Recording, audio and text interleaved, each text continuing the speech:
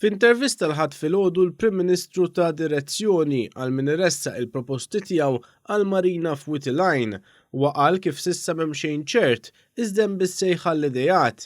Il-Prim Ministru qal li hemm bżonn investiment f'Marsa Scala sabiex jingħata iżjed valur liż-żona, qal li madankollu hemm sett ta' prinċipji li jridu jiggwidaw lil kull min se jmexxi l quddiem l-idejat tiegħu għal dan il-proġett. Dr. Abela qal kif l-ewwel punt kruċjali huwa l-aċċess għall-bajja li għandu jibqa' garantit.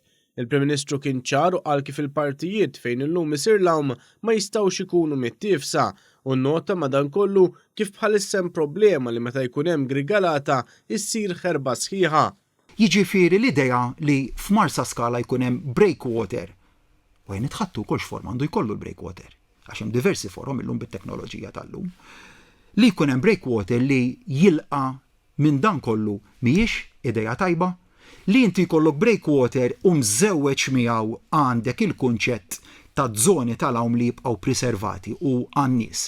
Mhijiex idea li nistgħu nitħattu dwarha, ma fl-aħħar mill-aħħar qegħdin fil-proċess tal-idejat, qegħdin fil-proċess tal-konsultazzjoni, qegħdin fil-proċess li nisimgħu lin-nies. Qal li bħalissa qegħdin fi proċess ta' konsultazzjoni u qal kif kull min mar il-protesta fuq dan il-proġett qed jinstema' minn dan il-Gvern u għalhekk hemm bżonn ta' diskussjoni sabiex id-deċiżjoni tkun iffurmata tajjeb u li tqis l-aspetti kollha.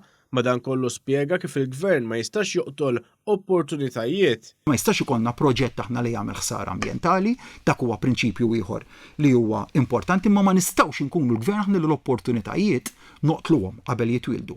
Għaliex fil-mument li toqtol l-opportunitajiet iġib id-dwejjaq fil-pajjiż, id-dwejjaq iġib l-istaġnar iġib l-aks u jġib il-Gvern f'qagħda li ma jkunx jista' jibqa' jinvesti fin-nies.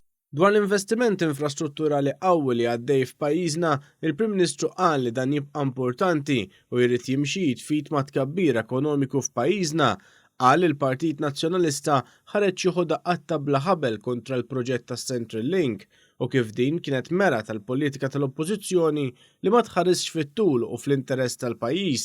Spjega kif illum hekk kif 90% tal-proġett huwa lest, ħafna mill-biżgħat li kienu qamu fil-bidu meta ġiet imnedija l-idea tal-proġett illum ma materjalizzawx.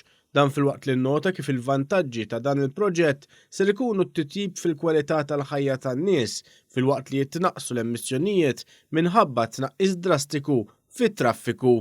Li kieku waqajna fin-narrattiva tal-Oppożizzjoni u ngħidu le għalhekk.